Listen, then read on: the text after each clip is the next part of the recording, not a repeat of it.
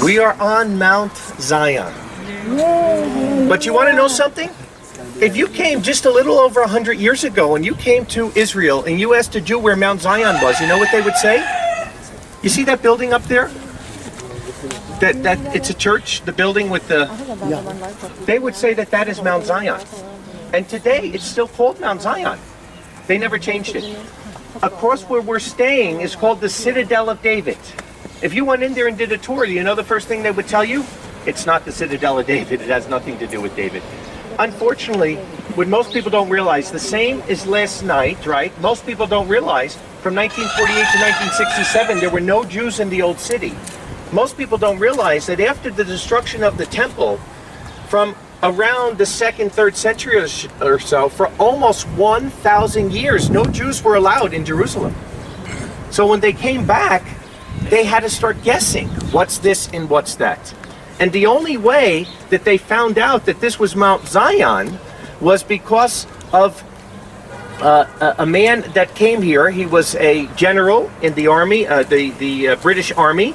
And as they were digging, and I'm going to show you where, we're going to go through the tunnel that was filled with dirt, they found a plaque at the end of that tunnel about how it was built.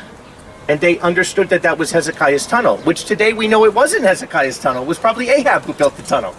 So you're always finding out more. That wall there, where the Wailing Wall is, that they said it has to be the Wailing Wall because it's built by Herod. Well, as they were doing digging there just in the last couple of years, the way you understand dating is, as you dig lower, if you find a coin at the base, you know that it can't be older than that, right? Because that's the base. Well, they found a coin there from 19 CE or 19 AD, which means Herod didn't build that wall. Herod died in 1 BC. So there's things they're finding out today. And like I said, 100 years ago, they didn't even know this is Mount Zion. And I think after watching that movie last night, you could understand a little bit better why Jews will never accept that that is Fort Antonio. Even if it is, it doesn't make a difference. Because it's giving up part of their history. That means people died for nothing. It's a mentality that has to be changed. The same as Christians. You know, why do 99% of Christians believe that Sunday is the day of rest when there's not one scripture that says it? Because it's tradition after tradition after tradition. So let's show where we are first of all. That's the Mount of Olives, right across from us. Right? Where Yeshua is returning. Right across above where the cemetery is, it's called the Mount of Offense. The Mount of Offense. That's where Yeshua was crucified, on the top of there. In between that mountain, the archaeologists, they found ashes from sacrifices that were done at the temple time.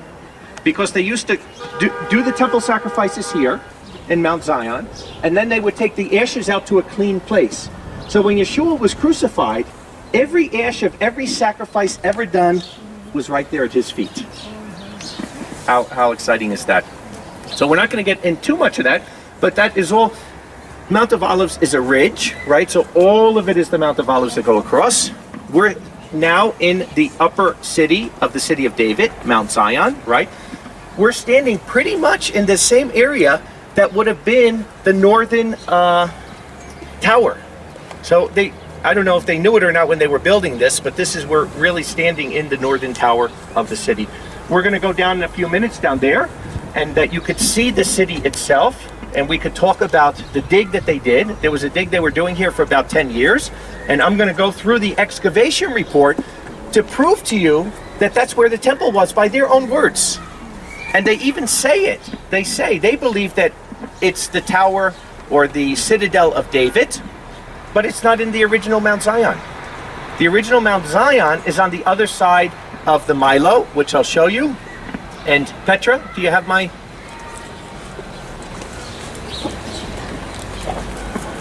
And if you look at this picture, you had basically two hills that were here. One was called the Akra, where we're going to be inside the Akra. That's the Canaanite city, right? The Jebus, in the Jebusite city. David overtook that city. I'm going to show you exactly how he did it and how Joab came in through the water shaft and overtook the city. Where we're standing here was called Ophel Hill, the Ophel. Between that was a area that was an empty area. So in ancient times, you would have to go down the Akra and go up onto the Ophel. There were just two hills. on the Ophel was where there was a threshing floor, as we know. And the threshing floor was where David bought that threshing floor to put the temple. The Bible tells us that Solomon built in the Milo, and we know it. Catherine Kenyon, one of the most famous archaeologists, came here in 1960 and identified the Milo. We know it from the fill. Milo is called filled. And she filled that in Psalm 122. Jerusalem is a city built unto itself. Now, we're told in the book of Maccabees that the temple was on the Ophel, and everyone believes in that, and that the Akra was where David's citadel was, and that the Ophel, the Milo was the fill. Everyone believes that. And even though we know this is Ophel, and we know that that's Akra, and we know where the Milo is, they still say the temple is a third of a mile away, which makes absolutely no sense whatsoever, right? So, I'll pass this around. You could take a look at that. But the other thing is, when you're looking at it, where was the temple built? We know it's built on Akra, but what does the Bible tell us? Petra, do you have my papers? Yes. Can I have them, please?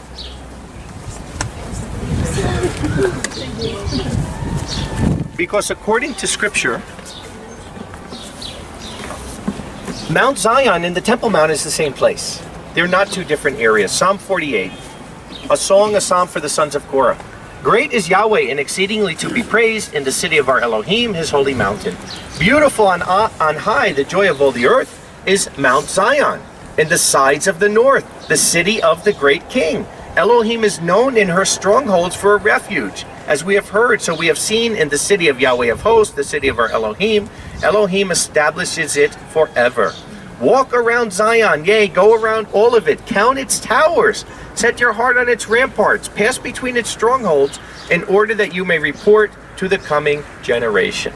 2 Chronicles 5:2. Then Solomon gathered the elders of Israel and the heads of the tribes, rulers of the fathers of the sons of Israel, to Jerusalem to bring up the ark of the covenant of Yahweh from the city of David. It is Mount Zion. So the city of David is Mount Zion, and Mount Zion is where the temple was. And like I said, for several thousand years, they kept thinking Mount Zion is up there. So now they find Mount Zion. Nobody doubts that this is Mount Zion, and this is the city of David. Everyone, 100% believe that. Yet, because of the traditions, and like we saw in the movie, a lot of blood that was shed and a lot of heartfelt things, they do not want to accept that this is where the temple was, even though every proof shows it. So, you basically have the Mount of Olives. This is the Kidron Valley that's in between, right? Then you have the Mount Moriah, another ridge. All of this is part of Mount Moriah, the mountains of Moriah. Then you have the Trifonian Valley, where we walked through. That's where we came through. When we came here, it's on the other side of this hill. And then you have the upper city. So if you looked at it from the sky, it actually looks like a Hebrew shin. And the shin, every mezuzah that you see on the door, it has a shin for El Shaddai. So it's kind of interesting, even when you look from the sky, how it shows that way. Now, Josephus tells us several things about the temple. He tells us where the ridge of the temple was, that it was exactly 600 feet from ridge to ridge. Where we're standing here, to the end of the ridge on that side, is exactly 600 feet. Exactly. Not 590, not 602, but exactly 600 feet. Josephus tells us that from the southern wall of the Roman fort, coming this way, there was a, he called them two arms. They were two colonnades. So the Roman soldiers, if there's a problem here at the temple, that they don't have to run through the people, that they can come through those colonnades and come here. He tells us that it's exactly 200 meters from that colonnade to the temple. In the book, in Alat Mazar's book, Petra, do you have the book? And I'm going to go in more in the book later. But in this book, she tells us that the large stone structure they found is exactly 200 meters from the wall. So they're proving it themselves. How big was the temple, right? 90 feet by 30 feet. We know that that structure over there is exactly 90 feet long.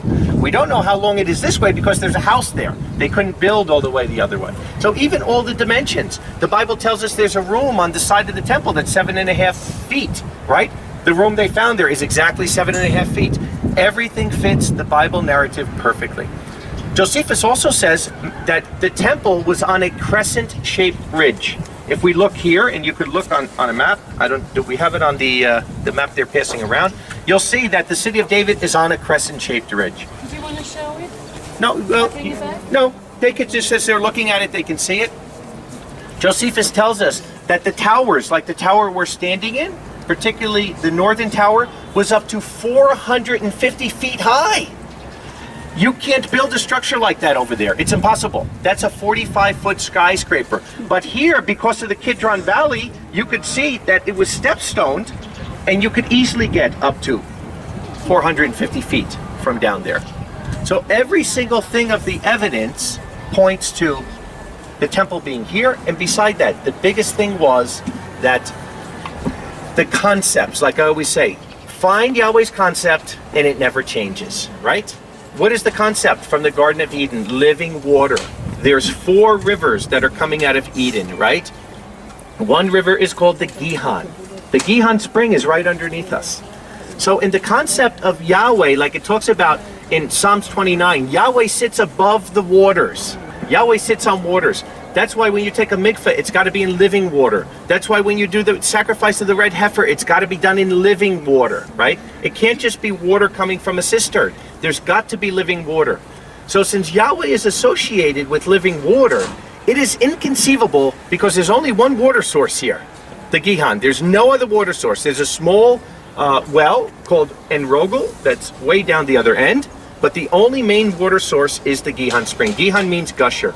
And during biblical times, every day or several times a day, it would gush up like an oil well. And it's called a siphon spring. There's only about 10 of them in the whole world. And this siphon spring, as the water would gush, would go across in the channel to the Mount of Olives into a gigantic chamber there. It would fill up the chamber all automatically, all from Yahweh. Man didn't have to do nothing. They didn't build it. It was like that. And then the water would come down from gravitation on its own. So, wow, you know, even the people that are into water systems can't believe it, that this is one of the most elaborate water systems in the world, and much of it is natural. So you would never build your temple anywhere but the main water source. And Aristeas and the historians that were there, that saw the temple, they tell us that. They say, you know, the Temple of Solomon was magnificent, but there's one thing about the temple that stood out. Underneath the temple was an inexhaustible spring of water that was there, that flowed from underneath the temple. There's only one source, Gihon. They said, but a third of a mile away, right over there, they said there were 57 cisterns. There's 57 cisterns there with piping and plaster on the piping where they used to bring extra water down that they needed from the cistern. So very, very clearly, he's telling us exactly, all you have to do is come here, read the account, and believe what you're seeing. A couple other things that are kind of interesting there. There's tombs on the other side here. Some of these tombs go back to the time of King David. You can see them that are in the rock and in the walls. And they found a tomb. Can you see it over there at around, well, maybe 1 o'clock? It's like halfway down, and there's like a hole in the wall there. Yeah. They actually found a tomb there from the time of Solomon, from a queen of Egypt. And they believe it could be the wife that Solomon married, you know, because he married the Egyptian queen to make an alliance with the king of Egypt. The other thing, if you look that way, you see where you see those big towers that are up there? There's 2 big towers that are straight up, straight ahead there. They called that the evil council, because when Jerusalem was destroyed, temporarily the Sanhedrin went up and was meeting up there. And as we know, the Sanhedrin in the biblical times was made up of people that weren't priests. People would buy into it, almost like politics today. So they called it the evil council. And a very interesting story, in 1948, when Israel became a nation again, the United Nations overtook that area that's called the area of the evil council. And they're still there today. They say they keep expanding the land, you know, they keep moving out. I don't know why Israel allows them to, but taking more land over there. So if you follow the Kidron Valley all the way around to the back end, it turns into the Valley of Gehenna, right? The Valley of Hinnon, or the Valley of Gehenna, where the Lake of Fire is. And even today, they're still burning refuge back there. If we have time on our walk, we'll probably see it. Because that building up there, straight ahead the church, you could see a gray dome on that church. That's the house of Caiaphas. We'll be there tomorrow. Where Yeshua spent his last hours on earth, where the high priest was. Another thing that Josephus says, that the high priest from his residence could see into the temple area, and you could clearly see he could never see over there, but he could see down here, so he could see all the time what's going on. They did some digging not that many years ago, but that area there where you see like little round circles of stone, they actually found the grave of Caiaphas there. So it's one of the reasons there's other things they found in the place to know that that was the place of the high priest. Does anybody have any questions before we go down so you can actually see the city and see the dig and some of the things there? Going quickly, because like I said, only a science of about 130 years or so. So the early archaeologists that didn't know everything they know today, how do you know pottery? If I show Yossi a piece of pottery, the way he'll know it is from other pottery that's been found. But if the original person was wrong in his estimation of the pottery, it's the same with evolution, right? The first person says, this is 4 million years old. And then everybody after that is basing it on a wrong assumption. So it's the same thing here, that they have a wrong assumption where the temple was and they're basing everything. The other thing that's very interesting is, this tower here, they found, was built by Nehemiah. And they admit that. Because how do they know it's built by Nehemiah? Because they went underneath where the tower is and they found pottery from Persia from exactly the time of Nehemiah. Oil lamps, pottery, all things from that time period that is nowhere else. They didn't find it anywhere else. So they know that that had to be one of the towers that Nehemiah built. What's interesting, if we read, where did Nehemiah build? Right? Nehemiah 3:13. Hanun and the dwellers of Zanoah made strong the valley gate. They built it and made stand its doors, its locks and bars, in 1,000 cubits on the wall to the dung gate. Where is the dung gate? On the southern side, on the bottom, where it goes into the valley of Hinnon or Gehenna, where they burn the garbage. Everything is logical. And then it says who made strong there, and then verse 15. And the fountain gate was made strong by Shulem, the son of Kol-Holza, the ruler of part of Mitzpah. Where is the fountain gate going to be? Where there's a fountain above the Gihon spring. And he covered it, made strong its doors and its bars, and the wall of the pool of Shiloh by the king's garden, and to the stairs that go down to the city of David. We're walking these stairs. So no doubt, well, he's telling you where they're building the walls is right here. Even mentioning the city of David, the stairs, and the pool of Siloam that's down there. And the fountain gate, across from them, they went up the stairs of the city of David at the going up of the wall above the house of David, even to the water gate eastward. So they're showing that if you read the book of Nehemiah, all the walls that are being built are right here. And they know it because they found one of the towers. And they're kind of amazed because they wonder, they said that the tower was specifically built here because of that structure. So why would he build a tower here in front of that structure unless it was the temple? Because remember, at the time of Nehemiah, right, the temple was built first when Cyrus allowed the people to come back, but then they had to build a wall around the temple to protect it because there were people that wanted to come in to destroy it. So it's amazing, it's a miracle that they can rebuild these walls in 52 days. Remember, Herod's temple was completely destroyed, right? Not Solomon's temple. Solomon's temple was burned down, but not every stone was taken out of the wall. And we remember what happens. Nehemiah comes, where does he go? The Kidron Valley. His donkey can't get through because of all the stones. And then they got to carry those stones from the Kidron Valley and build this wall back up. So it is a miracle that can be done. And they didn't have many people in 52 days. But logically, think to yourself, if you had to include the area where Fort Antonia is, and it went miles around, it would be impossible that they could rebuild that in 52 days. The other thing that nobody has an answer for me is, all these stones are Solomonic stones, right? So, Solomon built the temple gets destroyed, and let's say half of the wall is broken down. The people come back, they take the stones, they build it back up. So what type of stones would you think you're going to find at the base of the temple from the wall? Solomonic stones, right? Over there, where Fort Antonio is, there are no Solomonic stones. The base of the wall are all Herodian stones. So they have proof. They know that Nehemiah built the wall, not Herod. And they know that he built it because they found the proof of it here. And yet over there is not one Solomonic stone. So where did they go? From the time that Nehemiah rebuilt this wall, and then Herod came and expanded the Temple Mount, right? And then things are destroyed after that.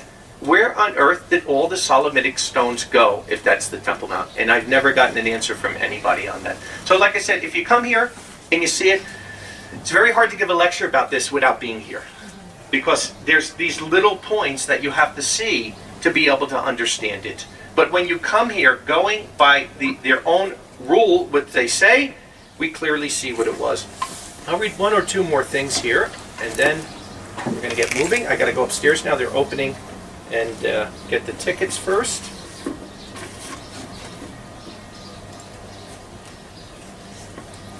In the book of Maccabees, 1 Maccabees 13:52, and we know the Maccabees were who? They were people who were during the time of Antiochus Epiphanes, around 2nd century BC. They're the ones that are restoring, when they take and they defile the temple and they do the abomination of desolation, and they come back, they're ragtag fighters. They're from Moadim, that's more toward the airport. But they were here during the time of the temple. So when we're looking at that, we see that it says, he ordained, 1 Maccabees 13:52, he ordained also that day should be kept every year with gladness. They're talking about Hanukkah when it comes. He says, moreover, the hill of the temple, the Ophel, that was next to the tower or the citadel of David, he made stronger than it was, and there he dwelt himself with his company. So all the records tell us that the citadel and the Akra was alongside and next to the Ophel. So everyone admits now, because they were digging here for 20 years, we know that the citadel is here. They found it. So how on earth then can the Ophel be a third of a mile away? What would that make the Milo? It would be like a city you're filling in. It would almost be like a crater that had to be here, which would make no sense. But like I said, they already admit this is the Milo. That's not my theory. This is what the archaeologists are telling us. And I'm giving you from the report exactly what you're saying, that's disproving the end result.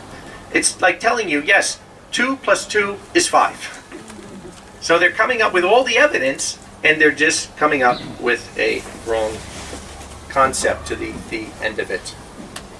We also know from Revelation 22, we know from Ezekiel 47, what does it tell us? That when the third temple is built, that there's a river underneath the temple that comes up. It goes through the Arava that's right here, because around the other side of this, it's an Arava that goes down to the Dead Sea. It's 12 miles that goes down there, and it will make the Dead Sea fresh water again. So even all the scriptures tell us, Psalm 29, Yahweh sits above the waters. Everyone knew from the book of Genesis that living waters is connected with the Creator. Everything about him is about living waters, because you need water for life. You can go weeks without food. You can't go more than maybe a few days up to a week. Maximum without water, it would be impossible. So that's the concept. That's Yahweh's concept, that he's associated with living water. And that's why the mikvah is with living water. The sacrifices are with living water. The priest had to use living water before everything. And again, the only living water source that's here is the Gihon spring that is below us. Anybody have any questions? Yeah? How can you tell the difference between the two stones? You're saying the ones here and the ones over there. They could tell the stones by the way they're cut. Okay? Like you could see these stones here if you take a look at how the buildings were. And if you go over there, you'll see the Herodian stones are much larger stones, and they're all cut a certain way. Even in Hebron, when you see over there. So the stones in the building, they could tell by the structures. Also, the pottery that they find.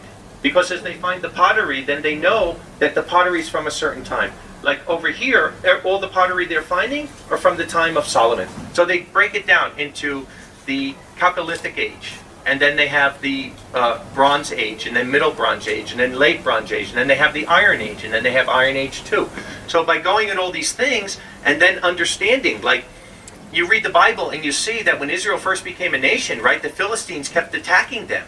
And why weren't they winning? Because before the Iron Age started, the Israelites had no iron weapons.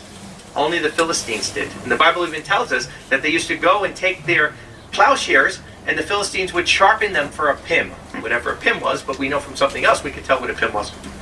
So from those things, we can surmise. When you put it together, it's like a puzzle, and then they can tell when they're looking at it, and they're pretty accurate with it. You know, within a time frame. Sometimes when you have two eras that are overlapping, you could have 70, 80 years, even up to 100 years, where it's the same type of pottery or whatnot. But it's not 300, 400, 500 years, you know, that they can tell with pretty much accuracy. And the other things, like over here, they found 52 seals.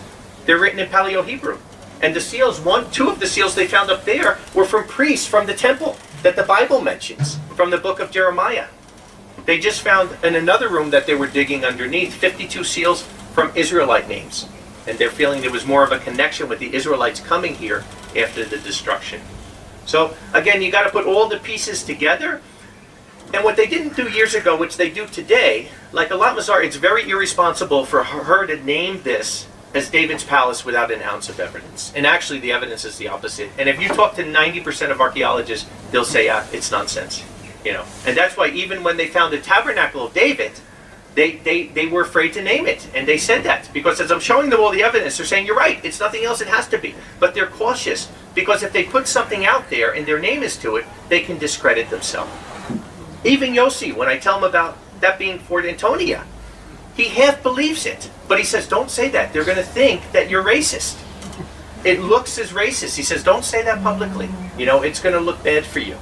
Because it seems like I'm supporting the Palestinians against the Israelis. It has nothing to do with that. If they just listen to the whole sentence, they can build their temple here. They have this land, and this is where the temple was. You already have the foundation laid. Just take that big goop off the top and rebuild it. Any other question? Exactly. You're looking at the Milo. Like I said, this is all Milo, which means fill. Milo means fill. None of this was here. So from like where that wooden structure is, on the other side of that, there are walls there from the time of the Jebusites that go back at least 1500 BC. There was nothing here. We would be in a valley here, and then over here would be another hill called the Ophel. So with Where are they in like that little pieces? Little. this was structured. This was, if you remember in the Bible, when it talks about she lived in the wall, and you think, oh, I feel sorry for her, she lived in the wall. No, they built houses in the wall. From the top all the way to the bottom, it was all step-stoned. And they lived in these structures. As a matter of fact, if you look here, that's a toilet, which shows somebody very powerful lived here. And you can tell why, because you're next to the temple. The higher you are on the wall, the more closer you are to the king. The lower you're on the wall, the lower you are. So you're looking here literally at structures of buildings that people lived in. And it talks about people living in the wall. Remember it talked about the temple servants living in the wall of the water gate. That would have been more over that way. You know, because it wasn't so big on the top. The city of David is not gigantic, so they built all into the walls. And you can kind of see on the other side, because now, today, those structures are built into the walls. Not exactly the same way, but somewhat similar. They say they were about 5'2", 5'3", the average Jew. Don't know Israelites. I mean, we know King Saul was a foot above other ones, but they weren't a very, very tall race of people. They weren't Anakin. Very powerful. Oh yeah, very powerful. You know, when you look at somebody like one man being able to kill 2,000 or 3,000 people at one time, it's almost unheard of. But that's what David had. He had a real ragtag bunch of fighters. You know, if you ever saw the movie Braveheart, it was kind of like that. You know, when the guy, the Braveheart guy, Mel Gibson, is going out and he's finding all these people that have something against the British. Can I kill British? Yeah, come along. That's the way it was. He had some really, you know, bad people with him, but they were loyal to him, and that's what mattered. You know, people like Joab. Any other questions? If you do, think about it. I'm just going to go up. I want to get our tickets. I'll be back in about 5 minutes. So if you have a question, you could answer it. I'll answer it when I come back. Things. Look at these seals. These seals in the original Paleo-Hebrew. They found 52 seals in that area near the Milo. And remember the importance of a seal. That if a king sent a message, right, and he put the seal in there. Remember when David wanted to get rid of Uzziah the Hittite because of his sin? And he actually gave Uzziah the message with his own death. Now, why do you think he would give him that? What if Uzziah opened that up and read it and it says, Joab, get rid of this guy, right? But for two reasons. Number one, he trusted Uzziah. And he knew that he was an honorable man and he would not open that up and read it. The second thing is, if the king seals this, it's only sealed in wax. If you get to the person it's going to and that wax is broken, it's the death penalty. So this is what these seals were for, and now they found hundreds of them. You can see this man here is Charles Warren. He came here in the late 1800s. Like I said, he was a British general that came here, and he was the first one to find where we are. Let me get in the front here. We'll start walking. You're welcome to take pictures if you have cameras, but now we're going into Mount Zion. Okay, like I said, most of it was taken away back in the 2nd century BC. But now, the original Mount Zion, where Yahweh dwells, the Gihon Spring, where the tabernacle of David was, all of that. We're going in right now into the Mount Zion.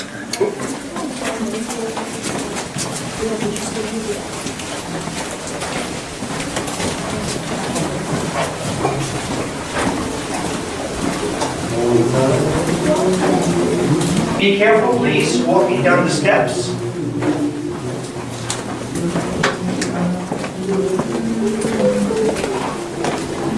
In biblical times, this would have all been filled with water.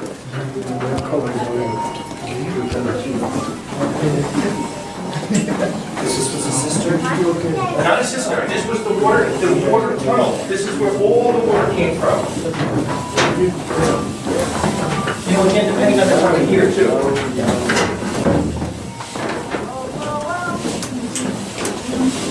But it's like, wow. You know, this is the original rock. Yeah, this is from the time of David and before that.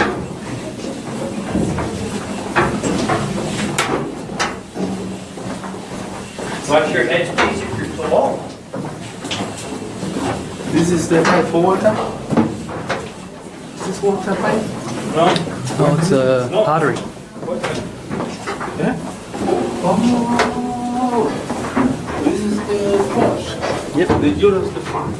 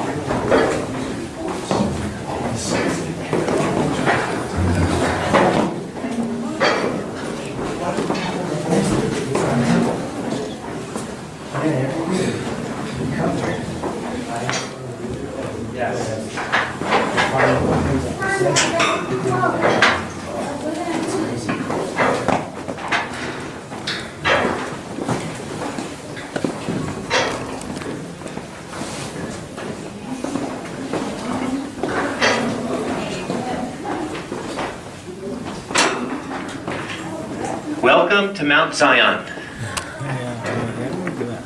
the city of our Elohim.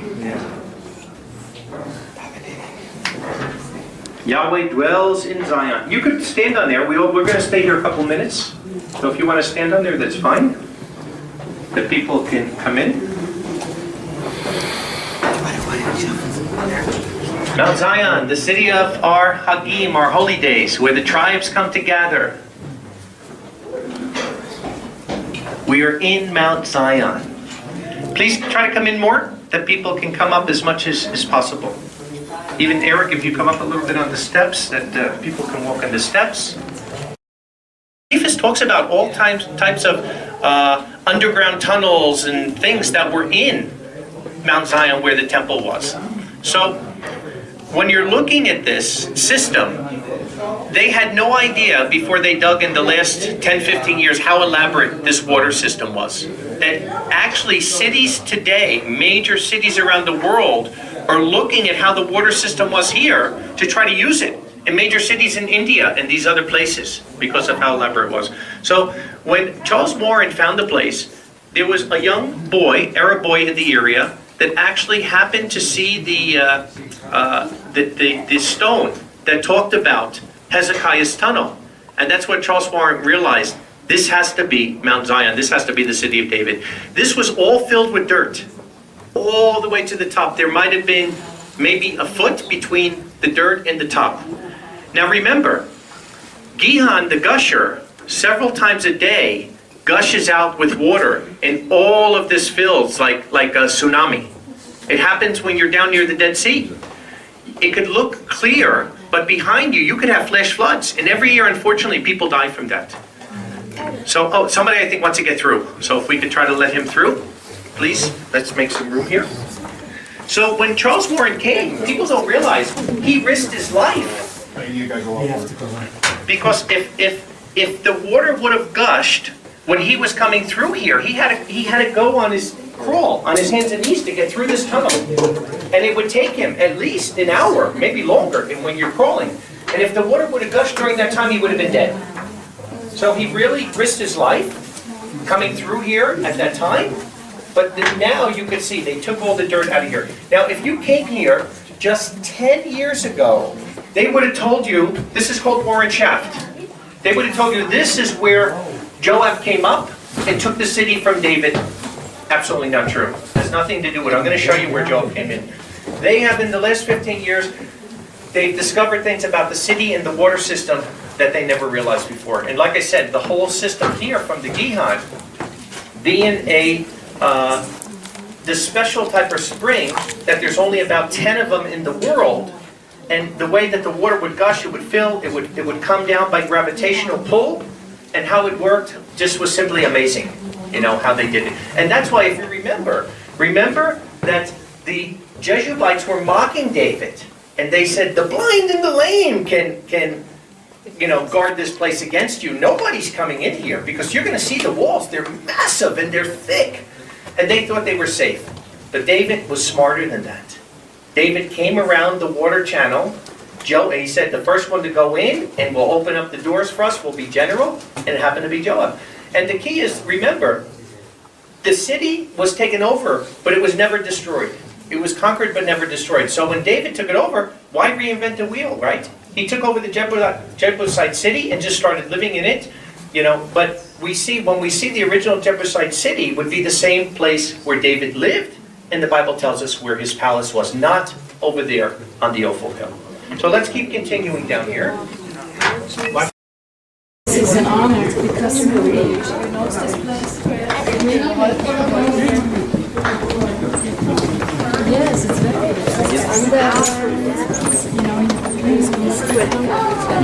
This is really an honor.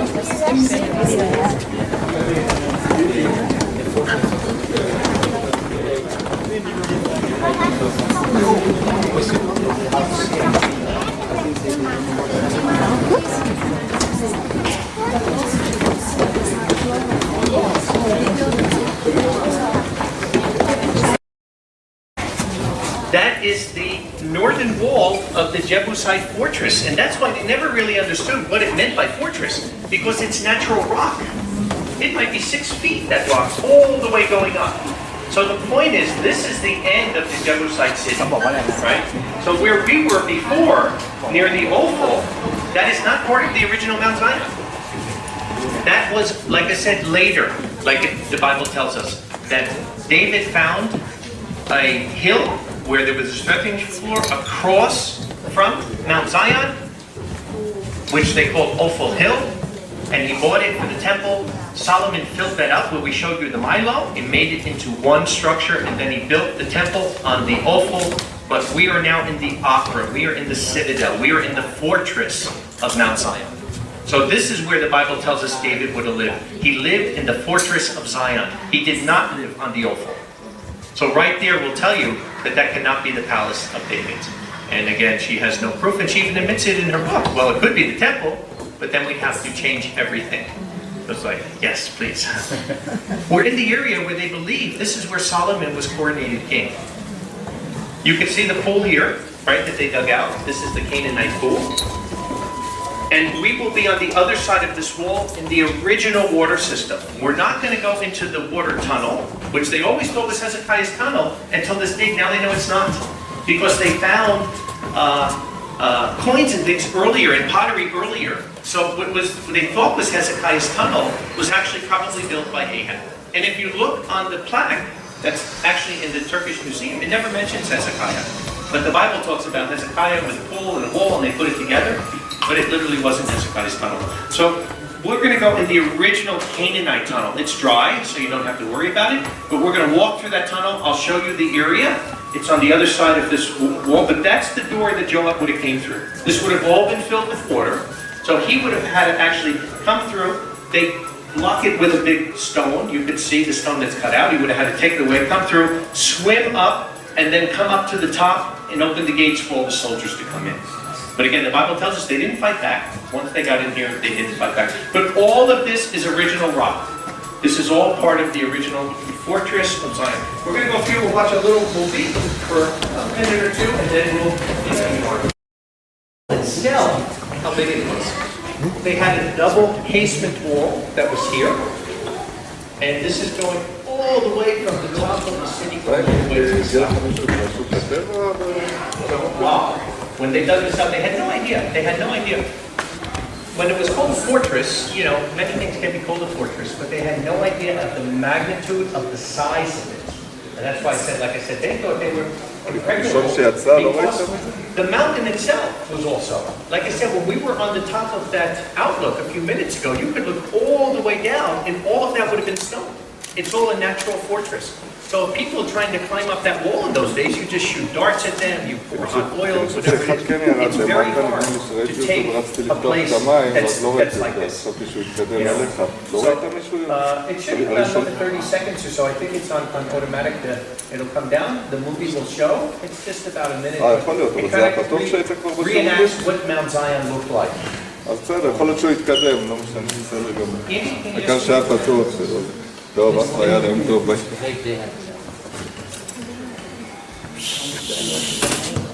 Come down.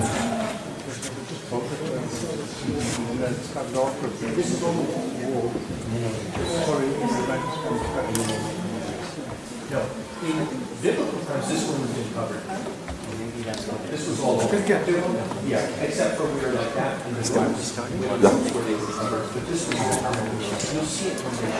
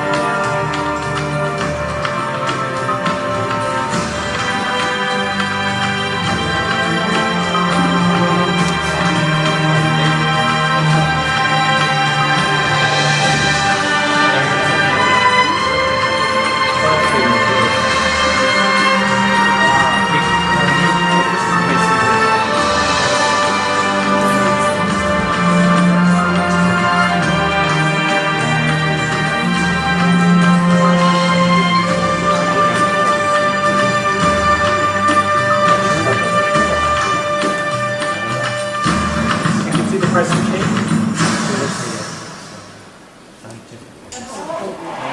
Yeah, that's what we're. And in the movie, they actually do it right. Yeah. And then you get there and you see it's done a third of the way.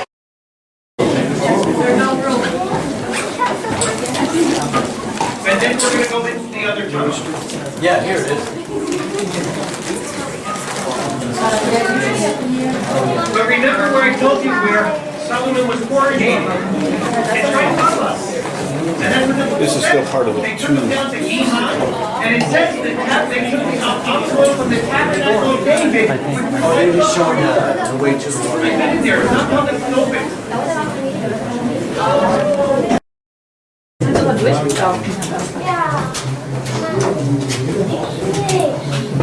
It's the dry cave, huh? Yes. Don't go to this one. Yeah, I will. Nicht in Leute. Julius is the one doing all this thing.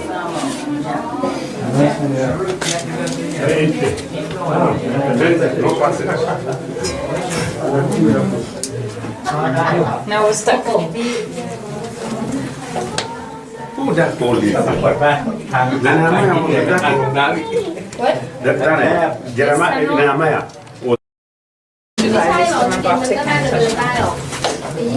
Is it very deep? What's that?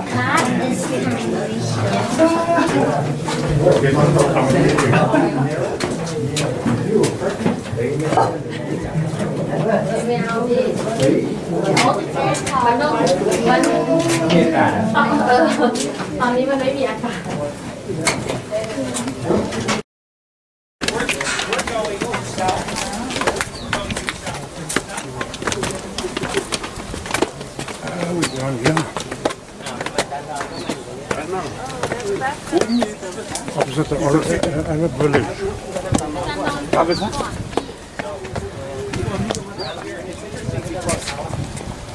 Between the Fort Antonius and the temple was an area in between there where, I'm trying to remember what they called it. The difference, you know, that there's one temple. So every time they are making sacrifices, people is Yeah, because outside the temple was the altar of sacrifice, and that's where they would cut the animal's throat, and they would take the animal up there. But then after they would burn the animal, they would take all the ashes across to the Mount of Olives. It's called in the Bible the clean place, which is the place of appointment. Why is it the place of appointment? Because the Lamb of Yah slain from the foundation of the world. From that time, from the Garden of Eden, it was set up that that's where Adam was cast out, that's where Yeshua had to die. Because if you look at where Yeshua died, it's exactly 500 cubits, which is exactly outside the camp. If you look from the middle of the Holy of Holies, and it was a circle in that time, when you had the tabernacle, 500 cubics outside of that is outside the camp. So when you had to take your waste, when you went to the toilet, you had to do it outside the camp. When you were unclean, you had to go outside the camp. And Adam and Eve were cast where? Outside of Eden, outside the camp. So when Yeshua had to die, he had to die exactly where they were cast out of, the second Adam. And that's why when he's coming from Bethany on the other side, what does he see? A fig tree. And what does he say? Let no one ever eat your fruit again. And I believe in the Garden of Eden. It doesn't say it's a fig tree, it just says fruit. But as soon as they ate it, what did they do? They grabbed fig leaves, and so at least one tree had to be a fig tree. And I believe they were probably both fig trees. Because if one was a fig tree and one was a pomegranate tree, then maybe it was, ooh, that looks better. But if they were both exactly the same, then it only comes down to obedience. That tree you eat, that tree you don't. Has nothing to do with anything else. And like it says, Yahweh never tempts man. Does everybody have the toilets? only the fig tree has big leaves. They also that Israel having big leaves. So that they could cultivate. Yeah, it depends on the fig tree too. So I don't know if it was because they're big leaves, but what I'm saying is, if all of a sudden I realized I was naked now, I'd grab the first leaf. I don't care how small it is, you know? You're going to grab anything that's close to you, right? You're not going to go running around looking for a big leaf. You're going to grab anything to cover yourself, and that's the point of it. That once they realized they were naked, they realized they did not have a covering. And that's why in Scripture we need coverings, right? You have the husband, the covering of the wife, the pastor's the covering in the congregation, the man the covering over the woman. It's all part of judicial order, you know, and it's you see it in the whole temple system that they had. So now we're going to walk, still going south. We're going to go now to the pool of Siloam. And it's very special because remember during Sukkot, there was a special ceremony that was done. The priest would come down to the pool of Siloam and he would get water and do an oblation of water. And I've came several times with Gershom Solomon, who actually was one of the ones that was originally on the Temple Mount. He wasn't in that movie, but he was one of the 6 of the first ones on the temple. And I went with his organization and they had a Kohanim priest, a real Levite, that we would come down to the pool of Siloam and do this ceremony during Sukkot. So we're going to go there now because there's some new things they just...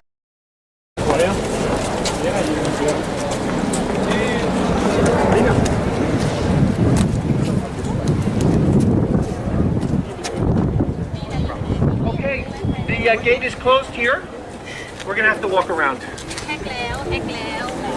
Some of you may think I wish I took plan A.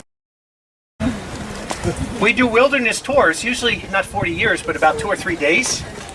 And it's wonderful. You feel Yahweh in the wilderness like no other place, but the sand and the dirt, when you get out of there, you're kind of happy to be back in the promised land. So here's a replica of the Shiloah inscription that was at the end of what was traditionally known as Hezekiah's tunnel, which now they don't believe Hezekiah built it. And this was how they knew it was the city of David. But remember, when they found this in the late 1800s, this was still controlled by the Ottoman Empire. So this inscription today is where? It's in the museum in Turkey. And actually, if you go to that museum, you won't see it. They have it hidden in the back room, but I was told if you give 50 euro, the guard will take you in the back and he'll show you the inscription. So I'm showing you for nothing. I'm not asking for 50 euro. And that's the way it looked. But let me read it. The tunneling is completed, and this account of the tunneling while the hewers were swinging their axes, one group toward the other, with 3 cubits yet to be hewn. A man's voice was heard calling out to his fellow worker, for there was a zeta, an issue, or a fissure rather, in the rock of the right to the left. And on the day of the tunneling, the hewers bore through, one man toward the other, axe upon axe, and the waters flowed from the source of the pool. 1,200 cubits, and 100 cubits was the height of the rock above the head of the hewers. So again, it doesn't say anything about Hezekiah. People just assumed, because it said Hezekiah fortified the city so that the water wouldn't be by the enemies. But now they found out it's Ahab who built this during that time. The amazing part of the story is that tunnel is 2/3 of a mile long. And it's completely dark. You can't see the hand in front of your face. And we used to go in there. You can't go in without water shoes because the water is there, and you can't go in without a flashlight. You have to have some kind of flashlight. So when we would go in with a group, at a certain point I would tell everybody, turn out your light. And I mean, it is darker than dark, you know? And think about this. These people, from 2/3 of a mile long, one starts digging one end, one starts digging the other end with no compasses, no nothing. And they come within 2 or 3 feet of each other in the middle. In solid rock, you're digging with a chisel. Can you imagine? So it's a miracle even how it was built. Some of the tunnel you got to walk through like this, you know, other parts are higher, but it's an adventure if you like that and you want to go through it. Sometimes it's up to you. But praise Yahweh, about 8 years ago, they have the original tunnel, and now we can come through like we did on the dry side. And if you go through the water tunnel, you won't see any of this. You come out all the way down at the pool of Siloam. So let's keep continuing now around the top. We're going to have to go up the steps.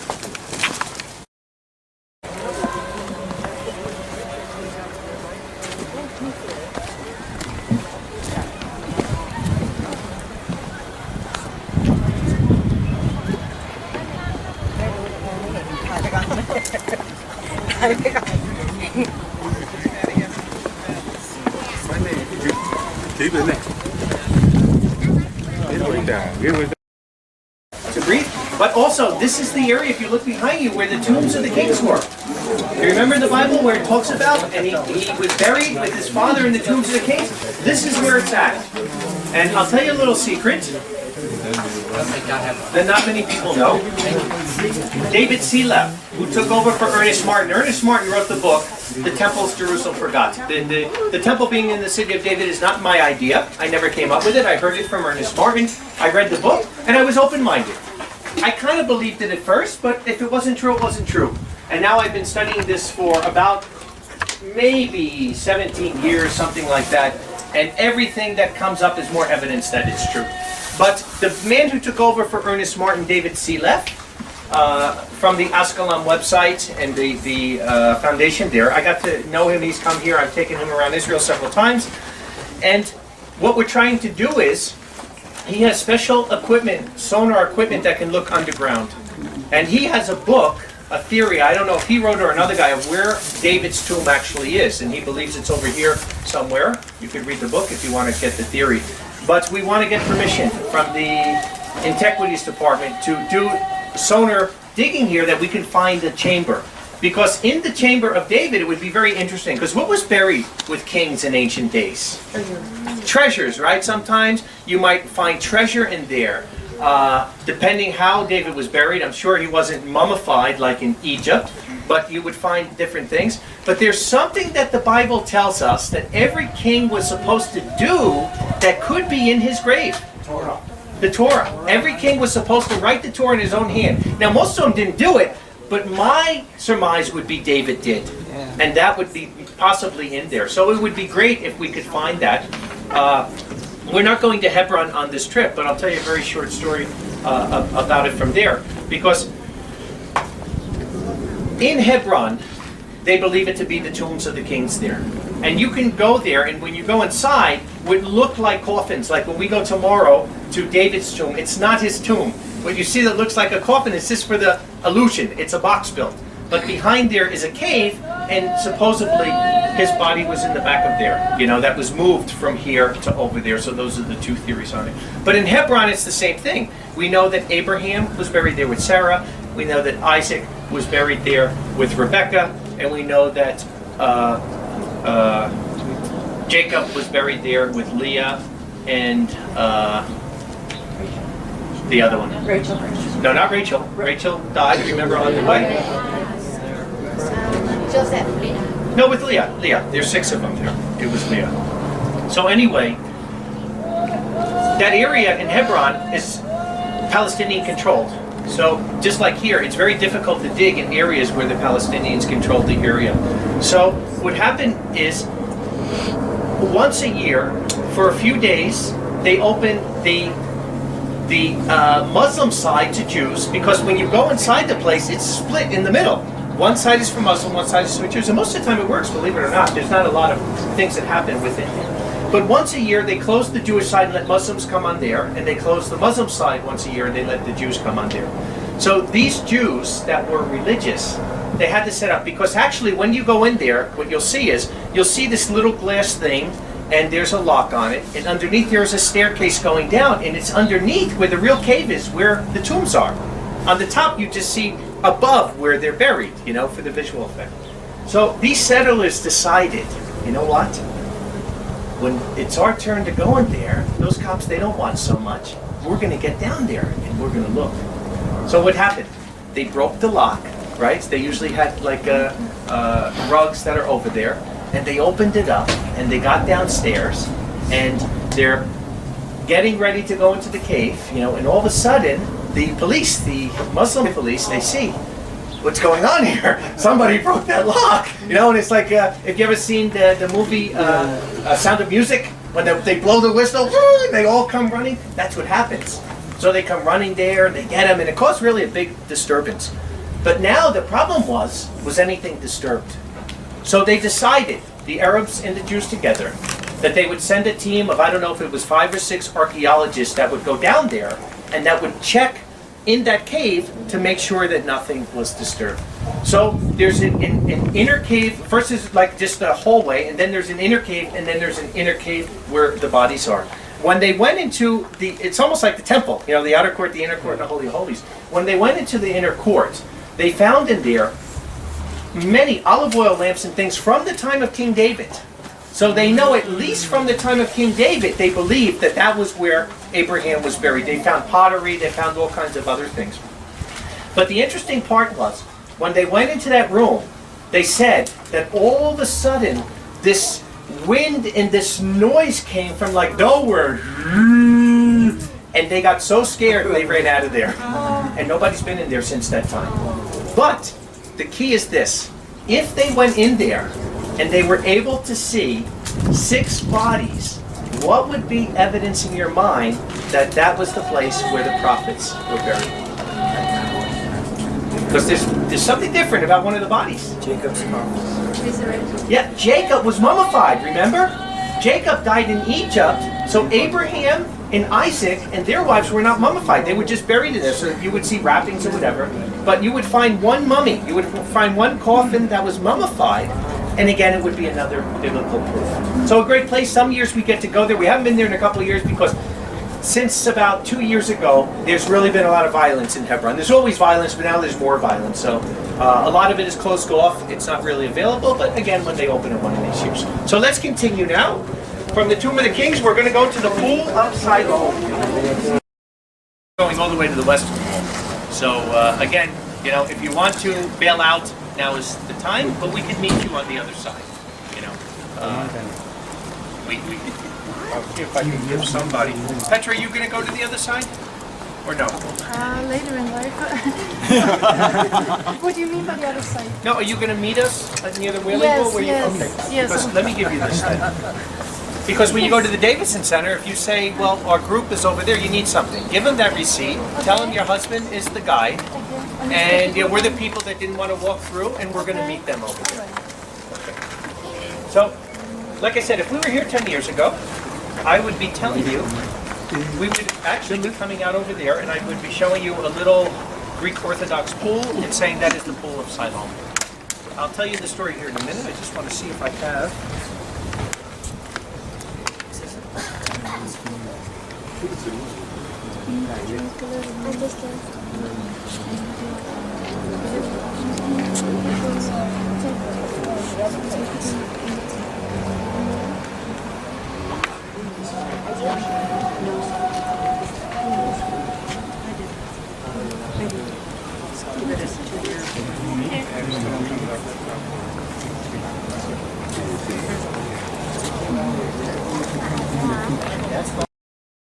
You're digging.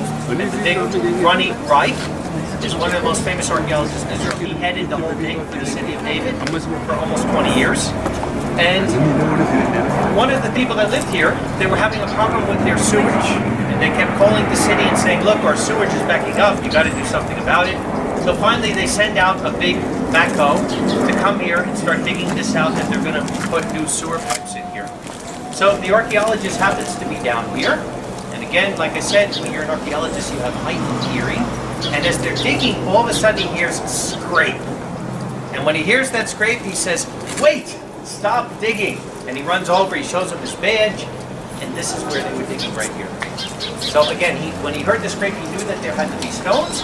And what they did was they uncovered the real Pool of Siloam. And what they figured out here, you can read it down here.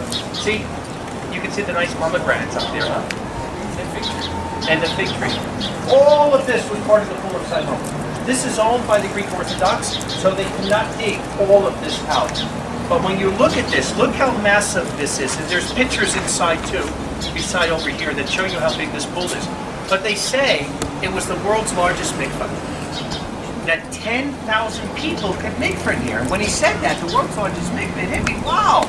Because there's stairs over here that go back up to the temple.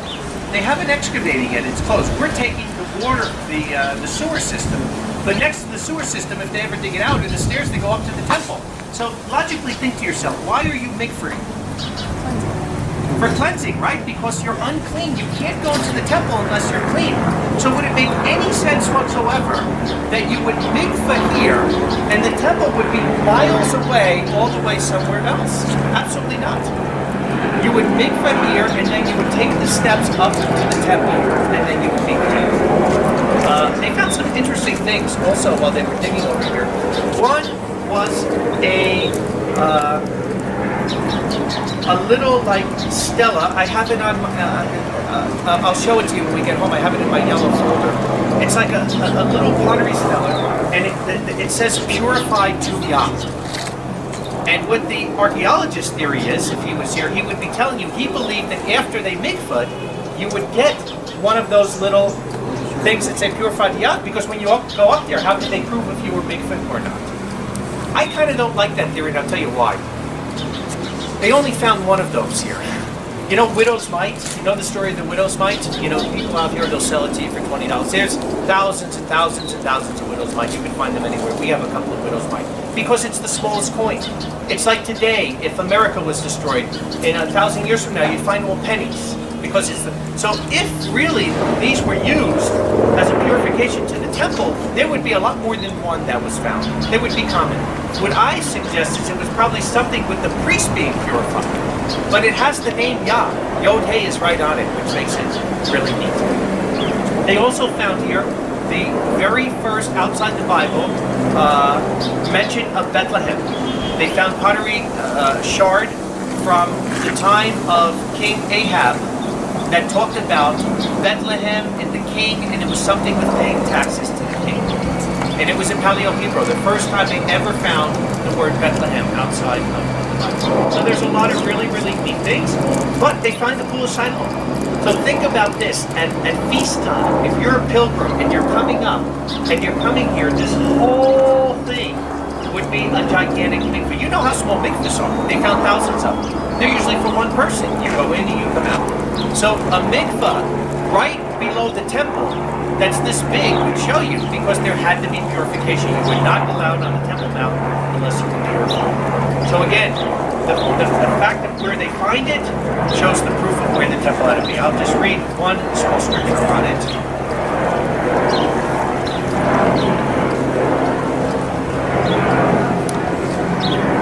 John 9 and verse 6. Saying these things, he spat on the ground and made clay out of the spittle and anointed clay on the blind one's eyes. And he, Yeshua, said to him, "Go wash in the pool of Siloam," which translated is sent. So literally, it's the pool of the ones that are being sent. Why? Because they're purified. Then he went and washed, and he came seeing. John dropped down at 37 and 38. He says, "If any man thirst, let him come unto me and drink. He that believes in me, as the scripture says, out of his belly will flow rivers of living water." And now, unfortunately, there's not water in here. But if you came in the winter, after a rain, I could be swimming right now. That water fills all the way past here. So, you know, it's amazing the time of the year. We have not had a good year for rain. The Sea of Galilee is way, way down. And there possibly could be water in there, though. I think they actually fill it from the Gihon. Can anybody see there? See? See? Can you see? Is there water in there? Yeah. So if you want to look, and even the people that are leaving, if you want to come with us, just down this hallway. And when we get into the part of the sewer system, you can walk back up here, and then When you first go in there, man, you go all the way. It goes all the way to your waist. That first step.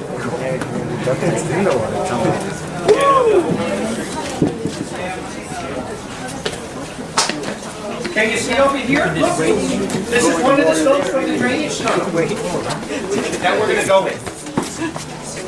So Rome was actually the very first civilization to make sewers.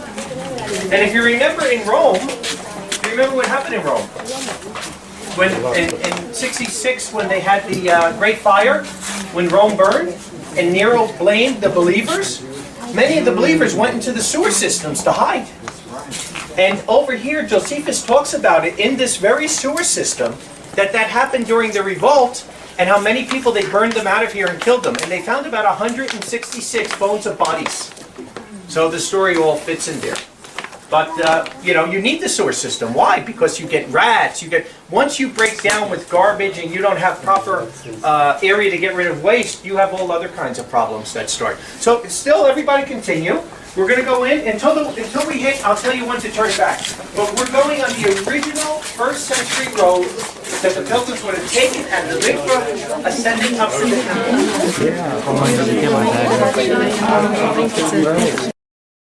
Focusing on what the name of it.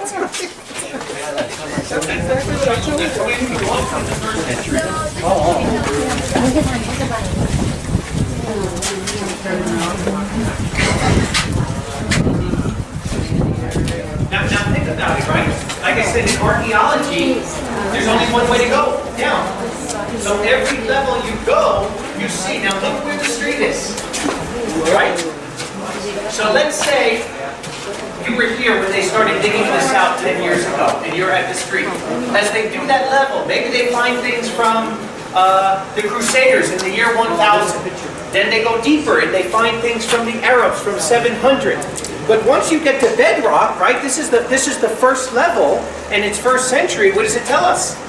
That's the oldest level. This is when it was built.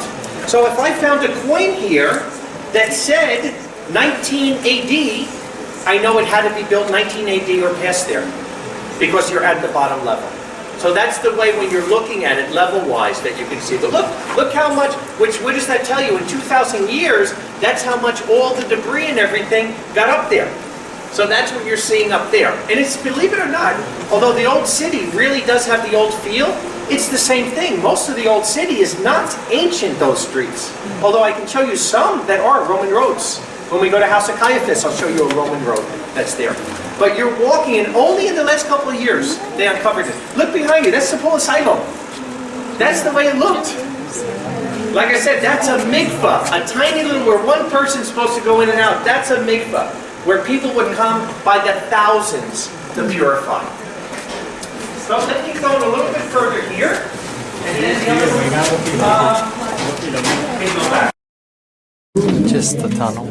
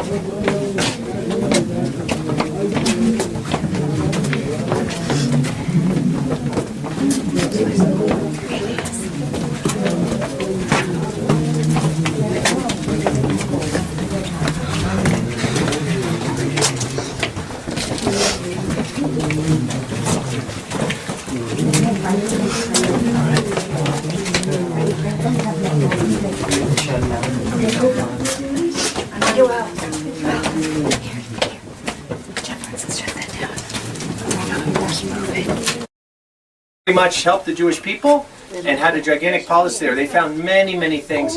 The biggest stash of gold coins they ever found, hundreds of them. And some of them are in the museum, some of them are in the labs being reconstructed. But they found a lot of stuff there. But again, not really biblical, you know. But it is big palace and many things. So what we're going to do now is we're in the second tunnel. We're going to continue up. And when we come out of here, we'll be near the western wall. But I'll point you out because I told you, Fort Antonia, which is called the Rock, because it's built on a 75-foot precipitous rock. So the whole thing is a rock. And what they did was they put flagstones around the rock and they built a platform to it. We're going to see here where they uncovered the base of that rock. So we'll see the base of the rock of Fort Antonia. I'll also show you when we get toward the end, near the what they call the Western Wall, where they found the coin that proves Herod did not build that wall. The coin is from 19, Herod died in 1. And also they found there, very rare, a Roman sword. A big sword, like a 3-foot sword that they also found there near that wall. So let's continue going. Mariah, you stay with me, sweetheart.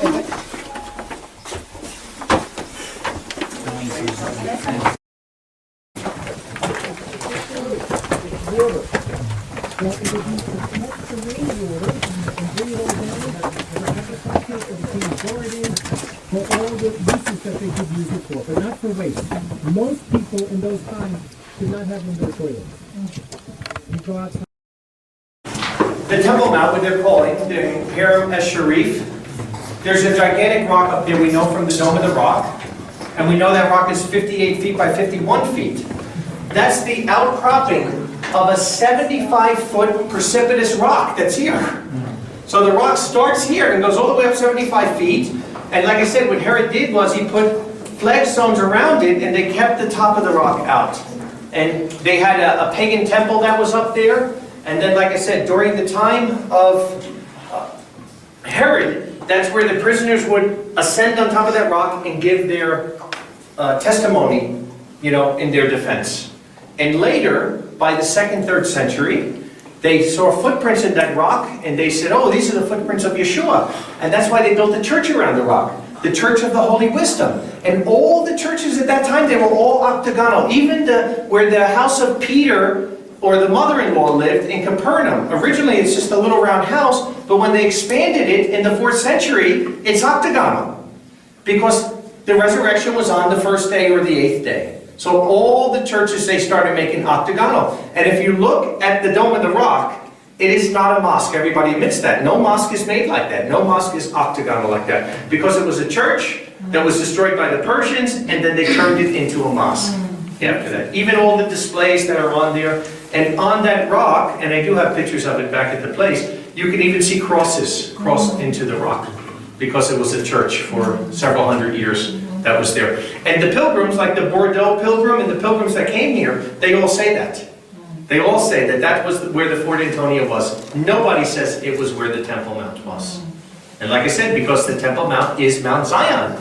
And not 1,000 years ago or even 500 years ago. Only 100 years ago did they realize where the real Mount Zion is. But again, it takes a long time to change tradition thinking. But you're seeing now the base. Here's a cistern that's underneath us. Of course we're holding water. But this is the base of the rock of the Fort Antonia. So let's continue here.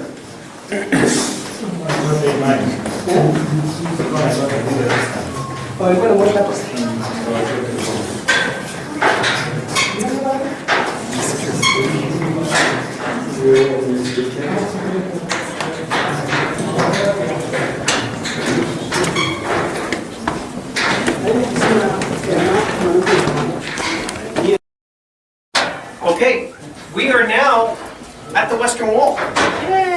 That's where we're coming out here. This is the Western Wall that comes here. So you can see these are Herodian stones, but they're not built by Herod.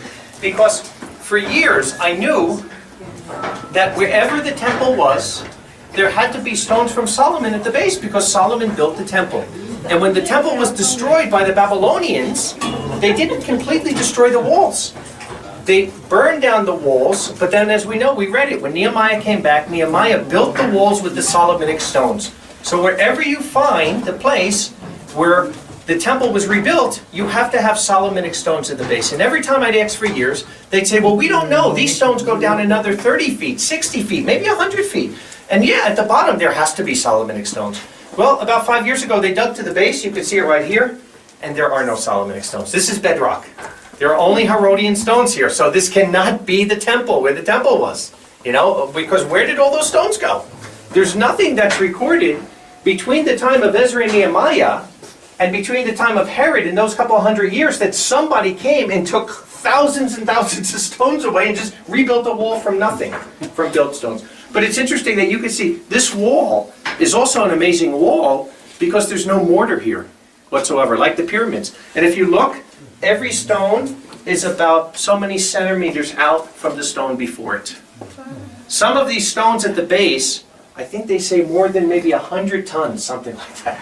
You wonder, how did they even bring them? That's another whole theory of on rollers and carts and how did they get it up by elevation and whatnot. But we're at the retaining wall of the Fort Antonia, which they believe is the retaining wall of the temple. The other thing that's interesting, though, is there's a scripture that talks about, I think it's in Zechariah, about rebuking Judah for their paganism, and it says, and their back is always bowing. And that's what happens. Yahweh's temple is built in the west because all the pagan religions all worship the sun to the east, right? So Yahweh does it the opposite, where you're not looking at the east, you're looking at the west. And nothing in the Talmud, the Mishnah, anything ever talks about a western wall being something of importance, even if it was where the temple was, right? So what they're doing is they're actually bowing down to the east. Their back's always bowing. And it just makes no sense why they would do that, because like I said, even if it was the temple would be facing toward the west. And that's why another thing with the tabernacle of David that they found, which again was some kind of temple, they didn't know what it was at first, but that was another thing that mystified them because it wasn't facing to the east, it was facing toward the west, so they knew it wasn't paganism. There was no etchings or or carvings of any kind of idolatry there. And the standing stone, again, had no faces to it or nothing. It was just a slab stone that was there, that they knew it was to mark something that was very holy, but that it was something to Yahweh. It wasn't something. And the only thing that is even remotely similar is down in Arad. The temple in Arad is similar, which is around the same time period. From the Kenites, at the time of King David, that was built at the same time of the tabernacle of David that's over here. So, pretty neat. So let's go to the top, we'll go out, we'll see a few more things now in what we're called the... From where I'm standing, directly ahead, there's like 2 trees, and in between those trees there's a person on a Yes. porch. Oh, yeah. That's where we were this That's where we morning. were this morning. That's the city of David. That's the outlook that we went into is right over there. So that's why I say that you'd have the fort here, 200 meters would be the colonnades, and it would end up right over there.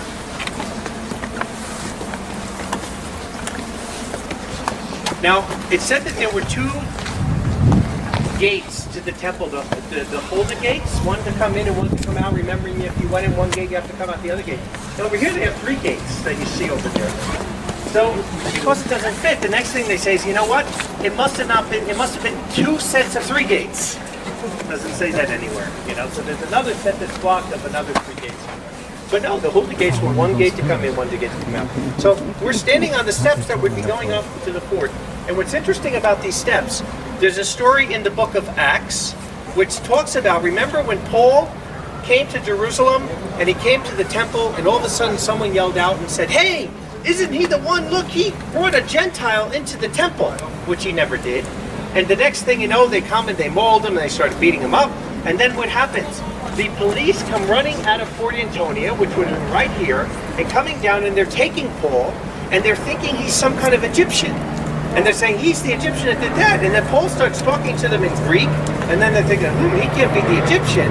And then they're wondering who he is, and he says, "Can I speak?" And they give him permission to speak, and he holds his hand out, and then he starts speaking Hebrew to the people. And he starts telling them about their forefathers and what they did, and that how, what happened to the Shua. And the next thing you know, they start beating their chests, and they start screaming and yelling. And that's what they said. They take Paul through the gates into the Fort Antonia. And this is where he would have stayed. And then from there was a plan to come and kill him in the night. So they were taking him down to Caesarea. And the Bible tells us that they sent 400 soldiers with him to Caesarea. Now logically think to yourself, when they're always telling you about the temple, they always make Fort Antonia this tiny, tiny little place. So they tell you there's only about 600 soldiers. And logically, 600 soldiers could not control 1 million Jews in that day. It's impossible. And if you look in the Bible, a cohort of soldiers was 6,000 to 10,000. It wasn't 600. And logically think, if there's only 600 soldiers in the fort, and they don't even know who Paul is, he's nobody, would they send 400 soldiers with him to Caesarea and leave this place, the most important place, with no people there? So like I say, if you just logically think about it, it really doesn't fit from the biblical perspective. But a very special place, because right on these steps was exactly where Paul was taken and where he addressed his Jewish brothers and sisters and where he was taken to prison from. So I think what we'll do is, if you want to walk around, you're welcome to. We can take maybe a 10-minute break if you want to walk around, and then we'll just meet here.